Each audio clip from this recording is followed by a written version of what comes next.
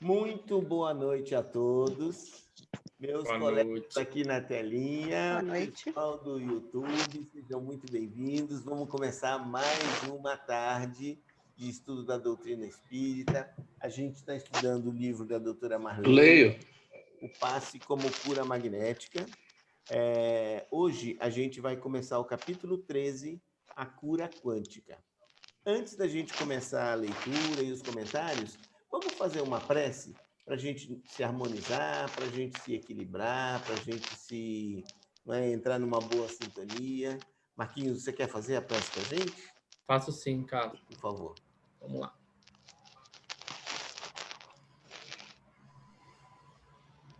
Amado Mestre Jesus, Pai de infinito amor e bondade, obrigado, Senhor, pela Tua presença, pelo Teu amor, pela Tua luz em nossas vidas e em nossa existência. Que possamos nos fortalecer, Senhor, na fé, no amor que nutrimos uns pelos outros, no ideal e no objetivo de aprendizado e crescimento, que abraçamos enquanto existência, enquanto trabalho e enquanto ideal.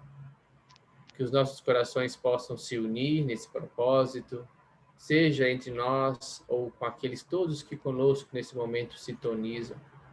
Que possamos abrir espaço no nosso coração e a nossa mente, para que os ensinamentos hoje aqui compartilhados possam, antes de tudo, fazer o trabalho em nós mesmos, modificar as nossas próprias ações, transformar os nossos corações, para que a partir da nossa mudança possa ser refletida também no mundo, e assim juntos trabalharmos na construção dessa nova era, de um mundo novo, de um novo jeito de ser e estar no presente e na vida. Obrigado, Senhor, pela oportunidade da reencarnação, pelo dia de hoje, e fique conosco, hoje, amanhã e sempre. Que assim seja. Sim, sim. Assim seja. É o capítulo 13, A Cura Quântica. Não poderíamos deixar de abordar, ainda que de forma sucinta, os ensinamentos sobre curas, defendidos por cientistas do nosso tempo, que admitem a presença de uma estrutura imaterial no ser humano. Embora nem sempre as hipóteses explicativas das curas sejam rigorosamente iguais às que o Espiritismo propõe, podemos dizer que são muito próximas. Seria de todo desejável que os adeptos dos vários modelos de cura, propostos por filosofias espiritualistas semelhantes, pudessem se reunir e trocar ideias e experiências com vistas à elaboração de um modelo explicativo comum. Amit Goswami, renomado professor titular de física quântica da Universidade de Oregon, nos Estados Unidos, deixou de ser ateu a partir de estudos e investigações em sua área de atuação. O mesmo raciocínio quântico, ele constatou que a consciência está fora da matéria e esta obedece ao seu comando. Para ele, consciência não é mente. Consciência é o fundamento do ser, fundamento tanto da matéria como da mente. Matéria e mente são ambas possibilidades de consciência. Seria, assim, uma estrutura imaterial que comanda vários corpos. Gente, é muita coisa para a gente falar em 2 parágrafos, hein? É verdade. Já começando assim começando pelo começo, né, usando um pleonasmo, desse convite que ela faz, que eu acho que é muito interessante, desse diálogo, né, pensamentos filosóficos, né, interfilosofias que tem por base a busca da cura, a busca de usar dessa energia como uma ferramenta de auxílio ao outro. Ela deixa já no início aqui do capítulo um convite, né, para que nós pudéssemos conversar entre essas diversas filosofias a fim de pensar aí as sincronicidades, as semelhanças de pensamentos, né? Partindo de um pensamento que também está lá no Livro dos Espíritos, que é a questão de que quando algo traduz uma verdade, né, ela se manifesta de diferentes formas, em diferentes culturas, com diferentes matizes, né? Mas traz, na essência, uma ideia comum. E aí, tantas vezes, a gente vê filosofias e pessoas, né, e instituições brigarem uma com a outra, né, na defesa de uma ideia, e às vezes estão falando a mesma coisa, só com uma roupagem diferente. Então, já me chamou muito a atenção esse convite a essa abertura, a essa troca, para que nós possamos crescer em essência mesmo, né, enquanto possibilidade de aprendizado. Isso ficou muito forte para mim, assim, não sei como ficou para vocês. Marquinhos, e aí... Oi?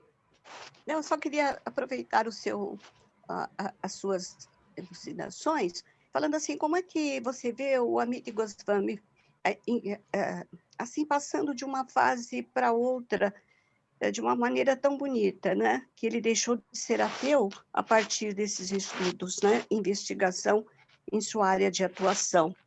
Como é que ele... O que teria acontecido de mais importante nos estudos que o Amit admitiu e pôde se tornar uma pessoa mais consciente nesse campo? Eu acho que tem duas questões aí, Betinha, que me chamaram muita atenção. A primeira é um convite a esse ponto que eu estava trazendo antes, né? Que é essa abertura que muitas das vezes a gente precisa ter de entender que Deus tem várias formas de falar conosco, né? E às vezes se eu sinto Deus me chamar e falar comigo por um caminho, para outra pessoa pode ser outro, né? Talvez por o Amit Goswami nesse sentido, aí é uma interpretação minha, né? O caminho dele foi pela ciência, mas Deus não deixou de falar com ele pela ciência, Sim. Né? E a partir do momento estava preciso. E a partir do momento que ele vai na investigação dele da física quântica, de trabalhar com a ideia da mente não local, né? De entender que essa consciência que ele chama, que no texto ele fala, que transcende a mente, né? A mente seria a manifestação dessa consciência em alguma circunstância, seja ela numa circunstância mais material ou mesmo numa circunstância espiritual, ele começa a quebrar a ideia, né, do cérebro como produtor da consciência, né? Como se a consciência fosse um produto do cérebro, né? Já que essa não se localiza mais nesse momento, né?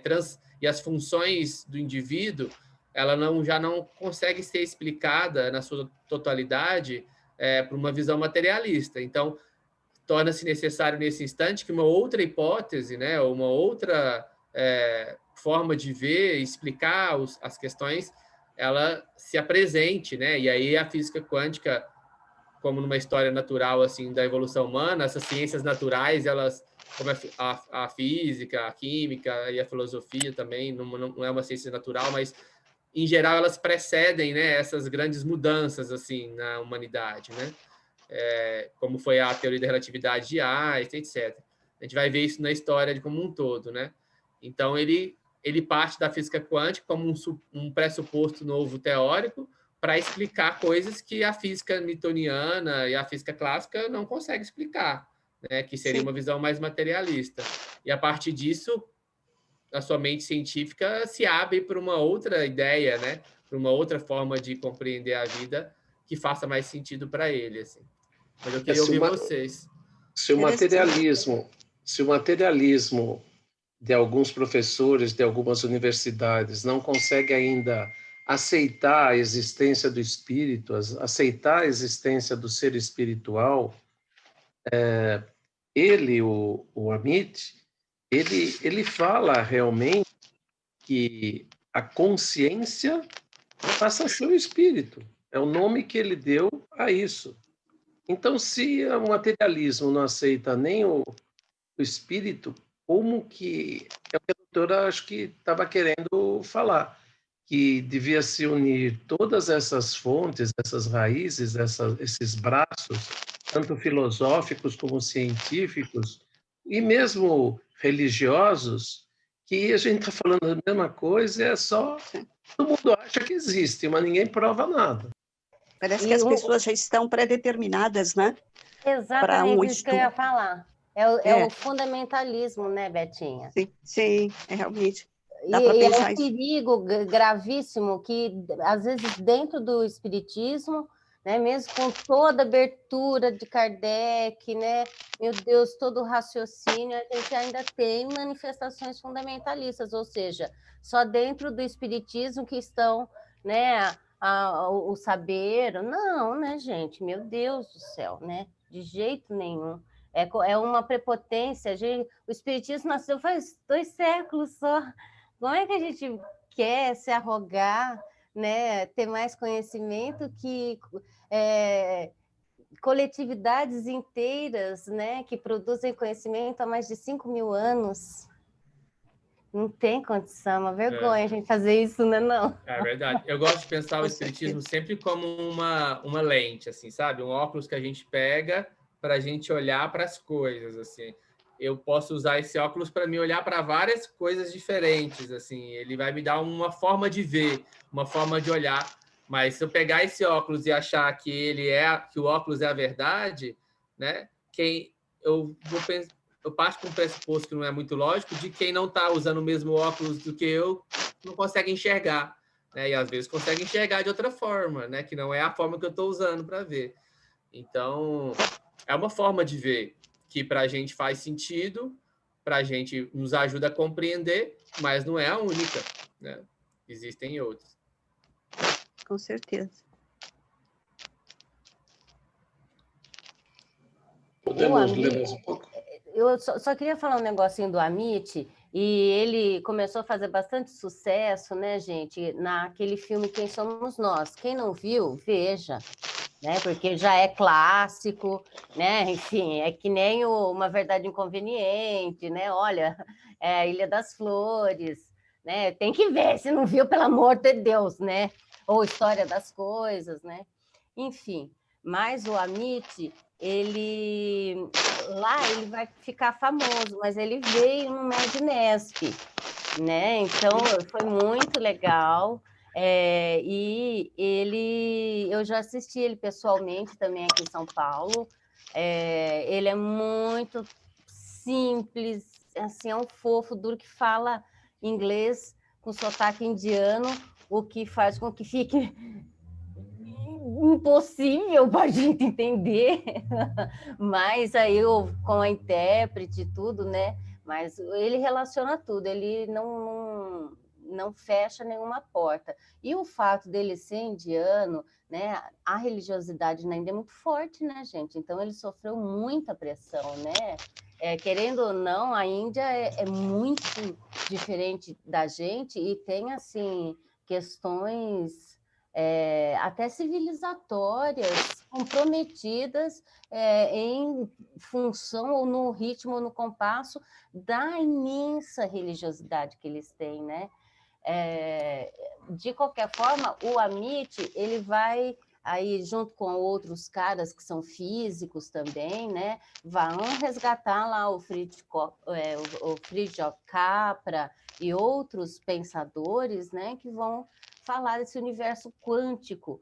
Basicamente, aí que falta faz a Sandrinha, né? Nessa hora da física.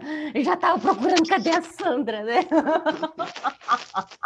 Mas é aquela coisa louca de ser matéria e onda ao mesmo tempo, né? E além dessa incerteza, a força desse eletromagnetismo que nos dá essa ilusão absurda, né? Então, e aí ele vai em raízes filosóficas, resgata tudo isso.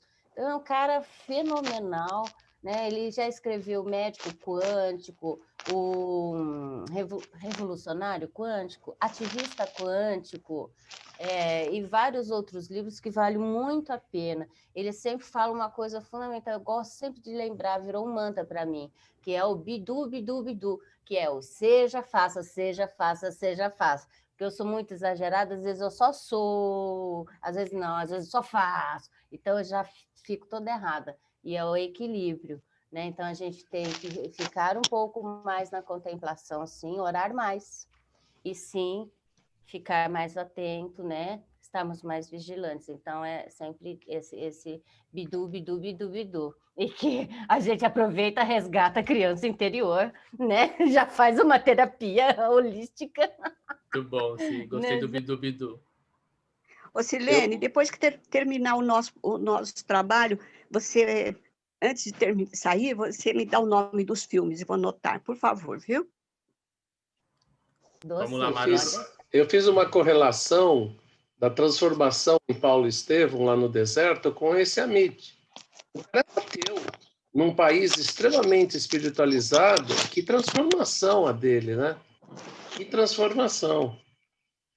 Bom, vamos seguir. Em linhas gerais, podemos dizer que aquilo que consideramos como sendo espírito, para Amit é consciente, tendo-se de levar em consideração naturalmente os ajustes conceituais de cada modelo.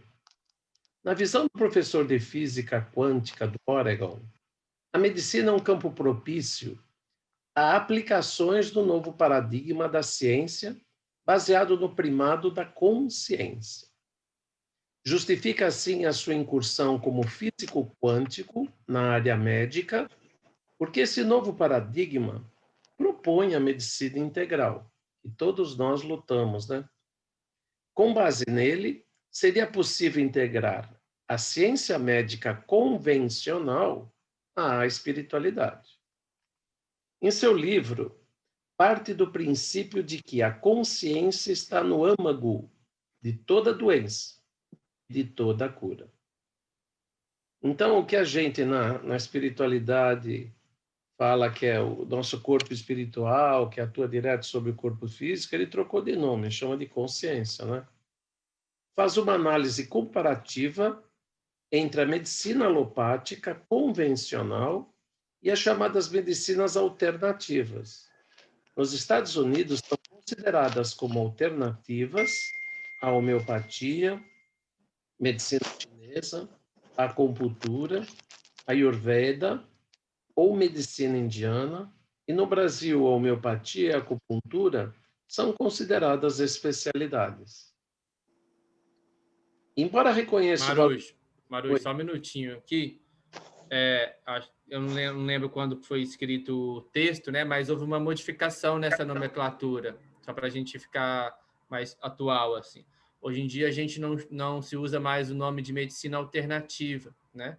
A gente chama de medicina complementar, né? E integrativa, porque a gente não pensa numa alternativa justamente nesse sentido de uma substituir a outra, né? Então, termos até pelo Ministério da Saúde, as PICs, né, que eles chamam, práticas integrativas e complementares. Esse nome alternativo, ele vinha antes mesmo, mas hoje o termo mais correto é complementar e integrativa, né? Trazendo essa ideia de que essas coisas, que é o que a doutora está trazendo, né? O conceito é esse, tá certo? De que essas coisas trabalhem juntas, né? Elas atuem juntas nessa comunicação entre a alopatia, né, a medicina alopática convencional, e essas outras práticas juntas, trabalhando em favor da saúde, do equilíbrio do ser. Assim. A doutora anda muito à frente, né? Ela traz um cara como esse aqui para os nossos Medinesp, né? Para tentar juntar, para tentar encaminhar para frente o conceito mesmo que a gente na AME sempre pensa na medicina das pessoas e não das doenças, né? É demais. Então vamos lá. Adélia chegou, Adélia, querida, que bom que você veio. Uba, você vai nos ajudar bastante. Nós estamos no ponto mesmo da medicina complementar e integrativa. Homeopatia, acupuntura. Isso que o Marquinhos falou é uma coisa bem interessante, porque trouxe a discussão sobre a necessidade, né? A homeopatia entrou em 1990. Em 1980 veio a acupuntura, em 90 veio a homeopatia.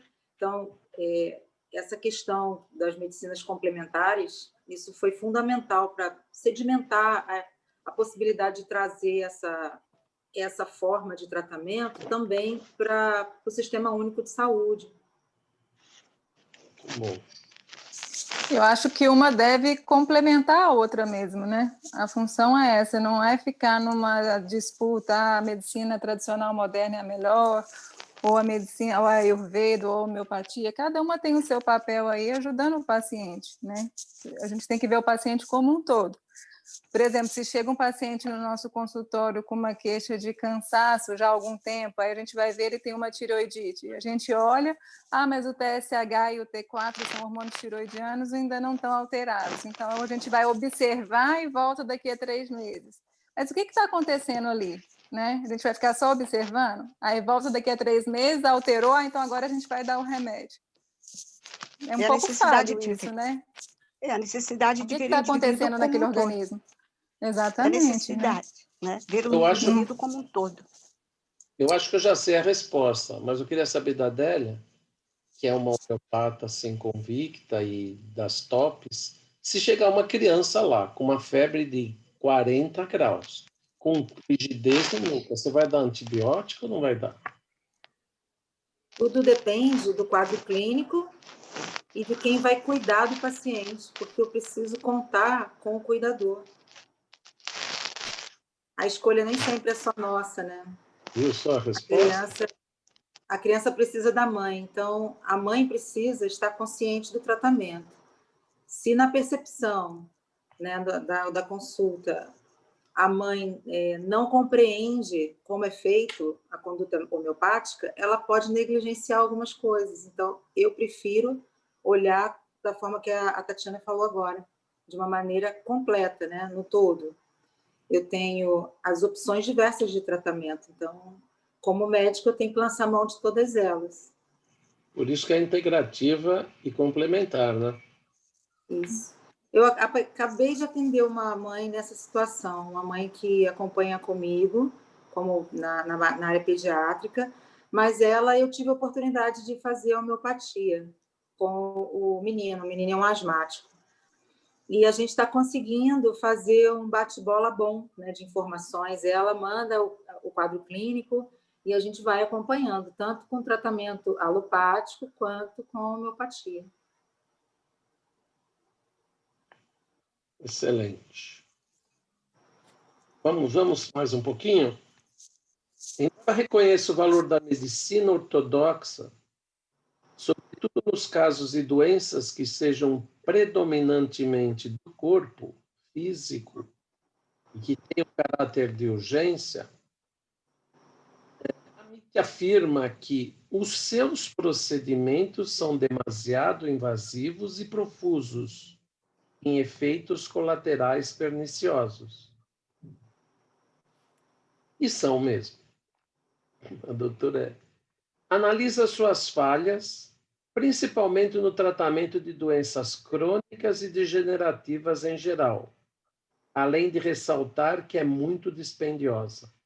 Mostra que é possível a integração desses vários modelos em um único e servirá de base para a mudança do paradigma da saúde. Para integrar esses diferentes modelos, propõe a nova física, a física quântica, que vem expondo as lacunas conceituais do realismo materialista, que é a metafísica adotada pela medicina convencional. Considera contraproducente a atitude dos médicos ortodoxos em desdenhar as práticas alternativas e as curas espontâneas, porque a medicina alopática é falha e não explica muitas doenças, nem acontecimentos biológicos naturais, como a embriogênese. Não acha razoável também que os praticantes da medicina alternativa desdenhem os procedimentos da medicina convencional, porque esta é igualmente necessária. Antes crê que seria razoável haver uma aproximação maior entre os diversos modelos praticados. Puxa vida, hein? Esse livro a doutora escreveu 11 anos atrás, hein? Acho muito legal essa ideia que ela traz, né? Porque às vezes a gente, principalmente a gente da área da saúde, assim, né? Médico eu acho que é pior aí. A gente vai para a faculdade, a gente vai assim, né? Parece que eles vão colocando a gente dentro das caixinhas, assim, que é a gente não para nem para às vezes para questionar aquilo que a gente está aprendendo e vai assumindo aquele conhecimento como verdade, inquestionável, irrefutável, né? Enfim, é claro que a gente não pode negar os avanços que a ciência, né, a medicina propiciaram para a gente enquanto saúde, mas a gente precisa levantar esses questionamentos, assim, né, de procurar entender os limites e enxergar esses limites, porque se a gente não enxerga os limites, a gente não procura alternativa para transpor esses limites, né? E aí que eu acho que vem a beleza do texto da doutora, porque ela parte citando o Gosmani, né? Ela vem trazer, para mim, ela traz essa reflexão, assim, para que a gente possa ser crítico da nossa própria prática, do nosso próprio exercício, e não ficar nessa visão ortodoxa de que não pode falar mal, que não pode criticar, que não pode. Não, a gente tem que reconhecer os limites, os entraves, para, reconhecendo eles, a gente possa superar, né? É um movimento psicológico, assim, natural para a gente crescer, né? Se a gente trazer essa mesma reflexão para a nossa vida, se a gente não parar para olhar para nós e reconhecer as nossas dificuldades, as nossas sombras, como que nós vamos superar, né? Como que nós vamos transcender essa barreira? Isso está lá na primeira bem-aventurança, que é o primeiro degrau, né? O que são os pobres de espíritos, é a humildade, que é essa habilidade, essa virtude de olhar e reconhecer os nossos limites pessoais, sociais, profissionais, filosóficos, para, a partir do reconhecimento deles, a gente possa buscar outras alternativas, mas sem fazer esse movimento primordial, que é de reconhecer e sair desse pedestal de que é a única forma, a única verdade, o único jeito, a gente se coloca numa viseira, né? E a gente não enxerga mais nada, né? E aí a verdade passa a não ser uma verdade, ela passa a ser o que eu enxergo e não aquilo que realmente é, né? Então eu acho que essa crítica ela vem desconstruir um pouco essa visão que às vezes a gente vem formatado, né? De que aqui e ali existem todas e únicas respostas, né? E bonito também que o Amit e a doutora pontuam, né? Ela pontua que ele fala, né? Sobre o quanto é caro a medicina alopática. Porque na Índia, gente, é outro universo. A gente, às vezes, pode ter críticas ao SUS brasileiro, mas mesmo Estados Unidos e em muitos outros países desenvolvidos, Japão, é muito diferente, é muito caro, é elitizado, né? A grande maioria da população que não estão nas mídias, né? Então, eles vivem ainda dentro de uma certa invisibilidade, sim, pelos meios de comunicação, não tem acesso, né, gente? Uma África aí inteira, tirando a África do Sul, algumas cidades, mas ainda é muito caro. Se a gente for falar sobre a dependência da medicina e a indústria farmacêutica, nossa Senhora, então aí piora, né? Porque é muito conflito de interesse entre as questões econômicas e a vida humana, né? E os direitos pela vida humana, né? Que ainda é uma luta social, né? Então, essa visão é muito interessante e é importante porque aí se abre, né? E a gente tem dentro aí das práticas integrativas a educação popular em saúde, que é justamente o resgate das terapias comunitárias. Por quê? Porque foram desenvolvidas, né, comunitariamente e às vezes tem séculos e séculos de história, né? E não podem ser negligenciadas só com uma tecnologia e um conhecimento, um arcabouço que ainda, infelizmente, não está universalizado, né, gente? Tirando a modificação do estilo de vida, né, que muitas vezes resolve muito mais do que uma medicação, né? Então, a pessoa, ela dormir bem, ter um sono bom, fazer atividade física, se alimentar bem, né? Muitas vezes isso daí vai trazer muito mais benefício, né, em relação à cura daquela doença, cultivar bons sentimentos, né, ouvir boas músicas, isso tudo traz benefício para a saúde do paciente e muitas vezes, se atendo a essas práticas, ele não precisaria nem do uso da medicação, não é? Mas é simples, mas não é fácil, né? Mudar o estilo de vida não é fácil. Eu queria puxar um gancho da fala do Marquinho. É que durante a fala dele, eu me lembrei que ele está na área da psiquiatria e a gente, como médico, a gente vive um momento de angústia, né? E é uma angústia sem solução, porque a gente sabe o quanto a medicina praticada ela é incompleta, realmente ela não resolve todas as situações e ela realmente não se completou, né? Não existe um conhecimento total que resolva o problema completamente de um paciente. Então, a gente vive essa angústia no dia a dia.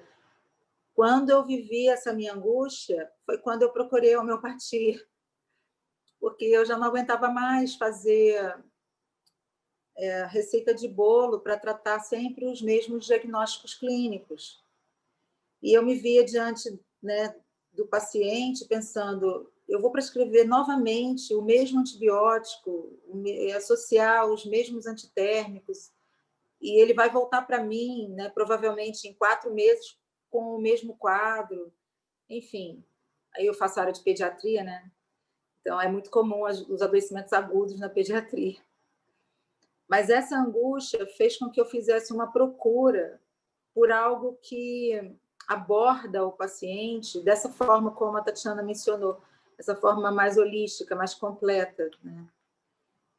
Porque, infelizmente, a nossa medicina praticada, né, a convencional, ela não oferece muitas opções nesse sentido, com exceção da área que o Marquinho trabalha, né, que é a psiquiatria.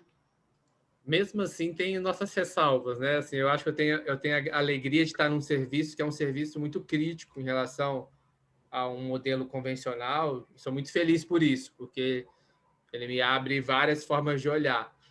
Mas a gente ainda existe, mesmo na área da psiquiatria, né? Que é uma área ainda tão envolta na subjetividade humana, a gente se esbarra em tentativas frustras de tentar colocar essa subjetividade dentro de uma caixinha, né?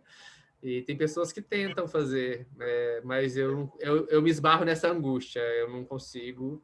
E eu te compreendo quando você traz isso, Adélia, é realmente uma verdade. Assim, chega um ponto, ainda mais a gente que abraça talvez um ideal, né, espiritual, espiritualista, etc., que nos convida a todo instante a olhar para o indivíduo de uma outra forma, a gente se esbarra em algumas coisas que a gente precisa decidir, assim, né? Que ou eu vou me acostumar e viver angustiado, ou eu vou escolher lutar, né? Mas viver pelo menos mais em paz com a consciência. Ai, não tem como não lembrar de Platão e a caverna, né, gente? Não sei. Isso é porque eu estou escrevendo um negócio da alegoria de Platão, mas, meu Deus do céu, né? Falando de clássicos, o mais clássico de todos os clássicos é Platão, né? E resgatado também, falando em filmes, né? Em Matrix 1, 2 e 3. Mas é bem isso, né? A gente, olha, pessoal, é até meio testemunhal, né? Mas na minha área eu vivi circunstâncias complicadas, né? Do ponto de vista assim de outras angústias, né? De sabermos alguma coisa e estarmos dentro de um rolo compressor e não saber como sair dali, né? Então, é terrível isso, na verdade, é um dilema mesmo, mas sem a abordagem integrada de todos os aspectos da vida humana, a política, sim, a economia, a antropologia, todas as religiões, enfim, a gente segue nos fundamentalismos, nos muros, nas incoerências e nas arrogâncias, né? E em verdades que são realmente produtoras de problemas que geraram esses, porque é sistêmico o negócio, né? Então é vicioso. Então, esse estado de coisas, ele tem gerado outro estado de coisas altamente deletério, né? Então, como é o caso da desigualdade mundial, né, etc. Então, a gente realmente precisa, em todos os campos, tirar todas as fronteiras. Isso é imperioso. Por quê? Porque segmentar, se a gente continuar segmentando, a gente vai virar robozinho mesmo, né? E aí, realmente, uma coisa, falando novamente em filmes, recomendo que vejam a série O Conto da Aia. Eu assisti inteira, maravilhosa. É de chorar, tem que tomar um antidepressivo antes, com Marquinhos. Não, mas a fotografia é maravilhosa. Adélia, colaborando com o que você falou da tua angústia de ficar frustrada em prescrever antibiótico, a minha cunhada é médica formada na USP de Ribeirão, é um gênio. E ela fez neuropediatria, depois fez terapia. Bom, ela não estava satisfeita com os tratamentos. Ela fez homeopatia, estudou tudo sobre homeopatia. Depois ela fez física quântica. Depois ela fez ozonioterapia. Agora ela está tratando as mães das crianças. Ela deixou de ser pediatra. Com constelação. Estudiosa, sim. E ela estuda muito constelação. Eu sou esse cara aí, tradicional, que eu estou me abrindo com a espiritualidade, mas ainda eu tenho um pé atrás. Acredito 100% na homeopatia, que eu dou para todos os meus pacientes, mas constelação, a minha cunhada conta cada caso de cura, de melhora, de alterou o tratamento que ela vinha há não sei quanto tempo, dentro da USP, não é, falar que é um hospital menos, que não tenha pesquisa, que não tenha professores, doutores, dentro da USP. Então, isso nos abre a mente, igual o Marquinho falou, você falou também, a doutora está falando aqui. Se a gente não complementar, se a gente não integrar, se a gente não se abrir a todas... Eu queria até que a Betinha nos desse o depoimento, ela faz muita capelania. Betinha, você não tem, às vezes, dificuldade de um paciente que está no leito aceitar você ir lá fazer uma oração com ele, porque ele fala, não acredito em nada. Não existe isso? Ela tá ouvindo? Seu som está fechado, Betinha. A gente não está te ouvindo. Libera o som. Isso, pronto. Deu? Deu. Olha, à medida que vai correndo o tempo com esse trabalho maravilhoso à beira do leito, nós vamos adquirindo um conhecimento também, uma experiência muito interessante, muito grande, porque lidamos com os mais diversos tipos, né, de pessoas e, logicamente, encontramos, às vezes, aquelas que nos rechaçam de uma forma delicada, vamos dizer assim, né? Mas nós sempre temos alguma coisa a acrescentar a essa pessoa. É não ir contra o que ela está nos dirigindo, mas sim procurar compreendê-la, por que ela está dizendo aquilo, não é? E procuramos tratá-la com maior carinho, maior compreensão, deixamos um recado mais ou menos compatível com o nível de consciência que julgamos aquela pessoa possuir e poder entender o que nós queremos dizer. E nos retiramos sempre de uma maneira muito agradável. Nunca deixamos para trás coisas que possam nos tornar tristes, amargurados e a ponto de querer desistir do trabalho, não é? Mas não podemos negar, sim, que já encontramos pacientes que dizem, olha, a senhora vai desculpar, mas eu sou evangélico e eu não vou aceitar isso, não acredito. Já encontramos de tudo. O importante é estarmos imbuídos de bons sentimentos e principalmente ligados às finalidades que nos levaram a esse trabalho, não é? Mas é uma escola, realmente.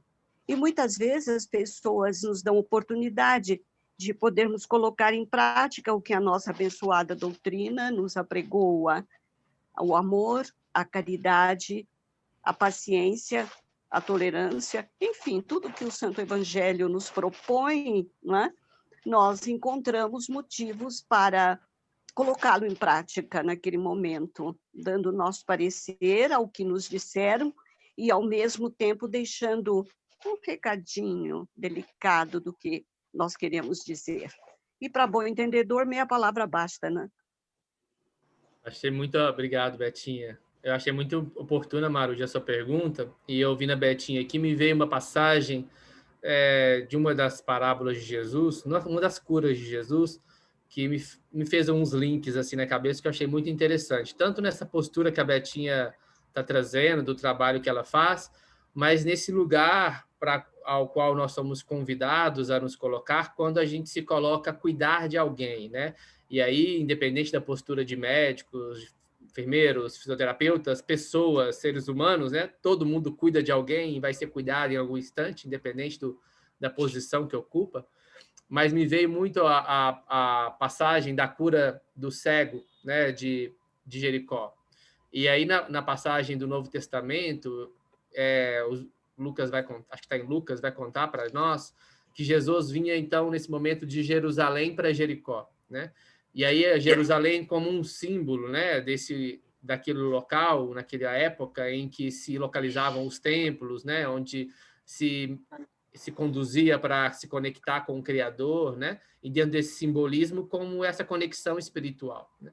E Jericó ali como uma cidade que era voltada para a matéria, pelo comércio, pelos prazeres, né, pela sensualidade, como um símbolo do nosso coração ainda apegado às questões ainda materiais e terrenas.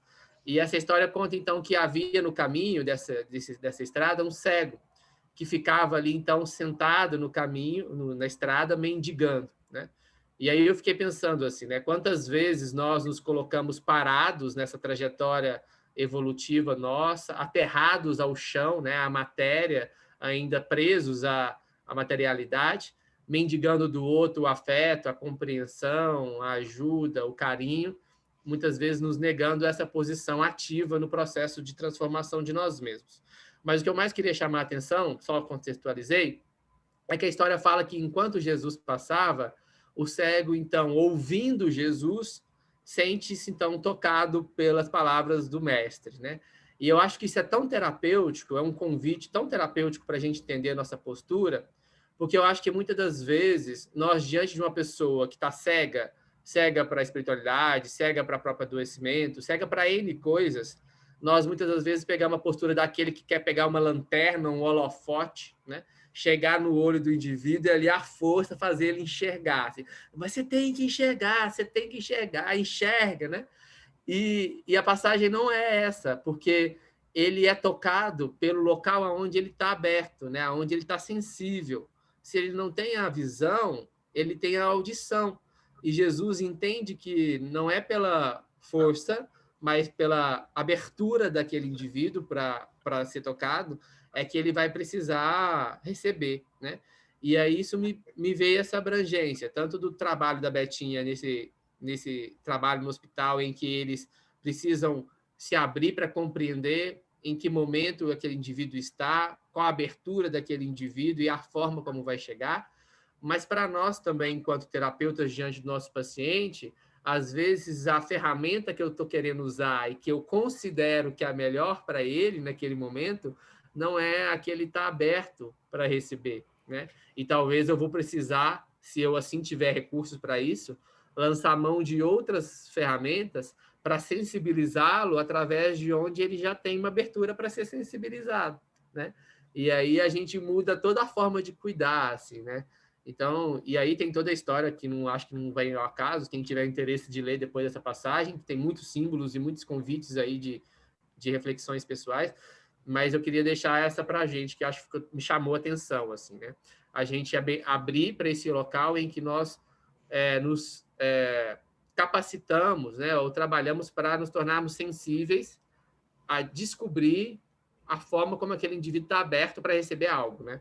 E não simplesmente na base da imposição, às vezes do medo, né, do que a gente está mais acostumado a fazer. Quando não temos olhos de ver, ouvidos de ouvir, né?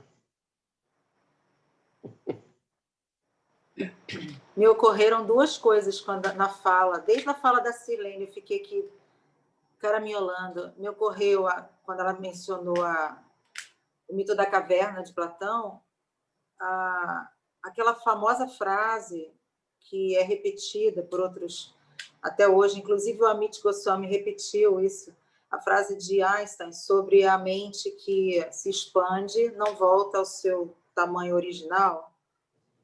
Me ocorreu isso, e me ocorreu uma questão que acontece conosco, nós médicos.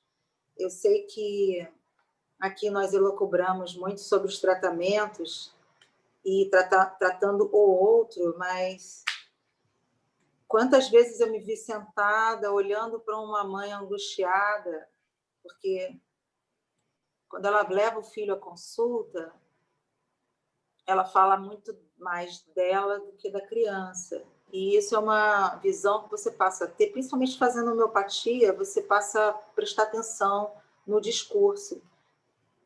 O quanto esses pacientes são nossos espelhos, porque ele traz a dor dele e a gente começa a divagar sobre as nossas próprias dores. Se a gente estiver atento, a gente consegue muito curar a nós mesmos ouvindo o nosso paciente. E é muito interessante que, se você não está atento, a dor do outro te incomoda. Quantas vezes a gente vê colegas que ficam extremamente irritados com a postura de um paciente, às vezes um paciente mais resistente a uma conduta correta, uma conduta que ele acredita que seja certa. Quantas vezes a gente vê isso acontecer e, naquele momento, você até dá razão. Poxa, por que ele não colabora? O paciente não está colaborando, mas, na verdade, essa irritação mostra muito da própria dor do profissional, porque somos todos humanos. Enfim. E Bert Hellinger explica, né? Sim, já tô voltando. Eu tenho os dois, ótimos, são ótimos.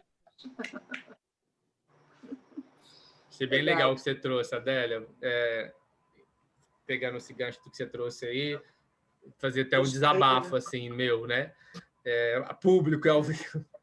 Mas eu lembro, assim, de quando ainda não tinha iniciado essa caminhada, né, na área da medicina, de ter ainda a doce ilusão, né, da ignorância, de achar que através dessa profissão a gente ia eu iria transformar o mundo e salvar as pessoas, né?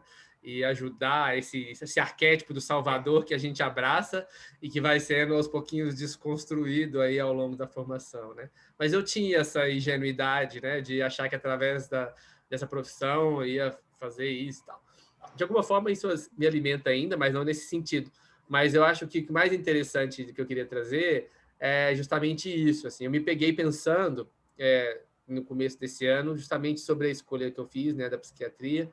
E aí eu me veio um insight, assim, né, um pensamento de que como, né, para mim, né, essa área que eu escolhi, ela é uma alavanca e um convite de progresso para mim mesmo, assim, né? Então eu me autodestituí desse lugar que eu me coloquei, né, para me colocar num outro lugar, assim, de totalmente aprendiz, assim, nessa relação, porque realmente cada paciente que entra para eu atender hoje, eu olho e falo assim, putz, saí com um compêndio aqui hoje de uma coisa, mas existe esse movimento que você trouxe, que eu acho que precede tudo isso, que é de se colocar nesse lugar, assim, né? De estar aberto para essa experiência, porque se a gente se fecha, né, os olhos para isso, a gente não tem essa oportunidade, às vezes a gente passa a vida toda, eu penso assim hoje para mim, né, sem usufruir do melhor ganho que essa profissão pode nos dar, que é isso, né? Hoje eu penso assim. E é esse momento que espelha que você ajuda mais o outro. É aquele momento que você se ajuda, que a coisa acontece, é como uma coisa mágica, né? Você percebe que você se imbui de uma coisa que é se modificar e, de repente, você está contribuindo com a melhora do outro. A coisa acontece ao mesmo tempo, né? Mas isso o Amit também explica, porque é a ressonância, né? Nós Exato. atraímos tudo o que nos acontece, né? E isso vai repercutindo. Então, aquele paciente nos ajuda a nos curar. O nosso arquétipo é o do médico ferido. A gente não pode esquecer. Gente, vocês não... Estamos todos feridos. A gente não curou essa ferida. Essa ferida a gente vai curar só quando chegar lá na primeira ordem. Esse arquétipo do Marquinhos, todos nós, né, acho que tivemos, né? Eu nunca me esqueço, uma criança de 3 anos, totalmente queimada, que eu, por ter ido a Boston, eu falei, não, vamos salvar essa criança. Chegou o ponto de eu ficar massageando essa criança às 3h30 da manhã, durante mais de 45 minutos. O residente, eu era o chefe de queimado, o residente bateu na... Arujo, a criança é óbito. Então, eu não aceitava aquilo era uma impotência para mim. Aí aquela coisa desabou, né, da coisa do médico.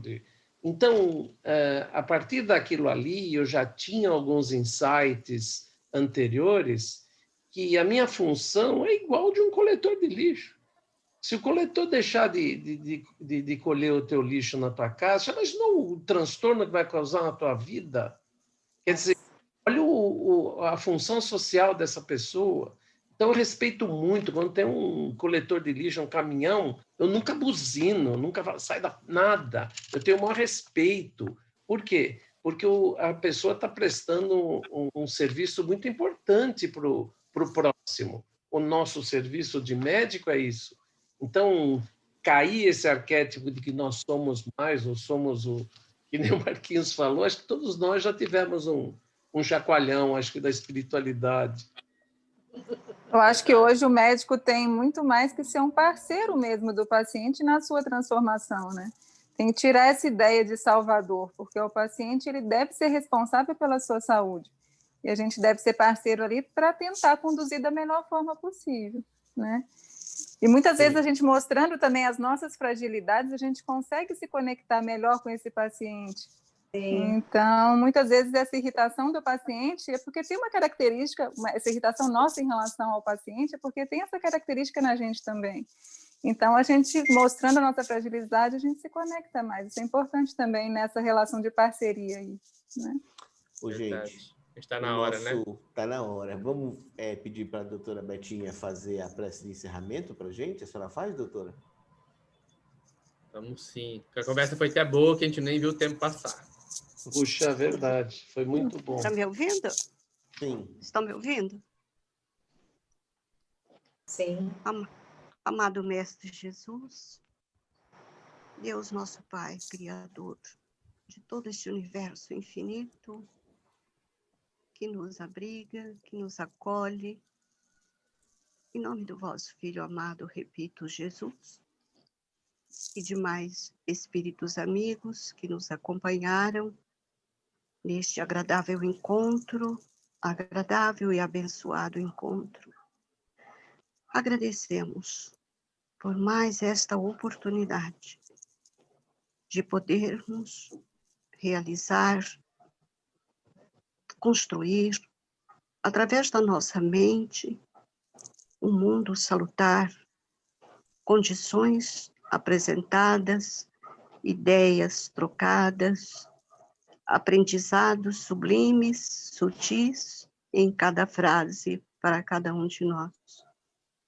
Te agradecemos, ó Pai amado, abençoa-nos para que possamos continuar sendo dignos da assistência dos espíritos amigos, das vossas bênçãos em todas nossas atividades médicas, cada um dentro da sua especialidade e principalmente onde é sempre tão necessário o nosso comportamento, as nossas atitudes, a nossa demonstração da nossa atividade espiritual junto aos ensinos do vosso Filho amado Jesus. Me refiro ao nosso Evangelho colocado em prática no nosso dia a dia.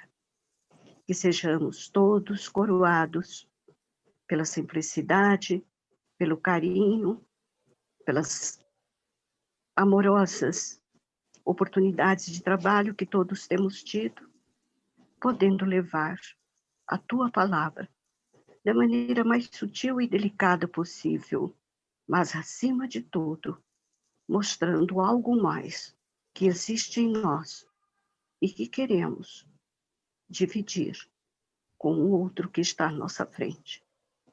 Se conosco, Mestre amado, hoje e sempre, e que possamos ter a oportunidade de retorno no encontro tão agradável como tem sido todos esses nossos, pois sabemos que estamos muito bem acompanhados pelos vossos servidores fiéis.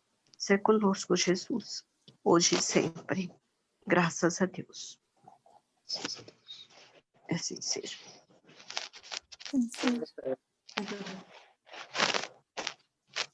Boa semana para todos. Tchau, pessoal. Beijo. Boa noite, boa semana. semana. Muito obrigada. Sintam-se todos beijados e abraçados, queridos.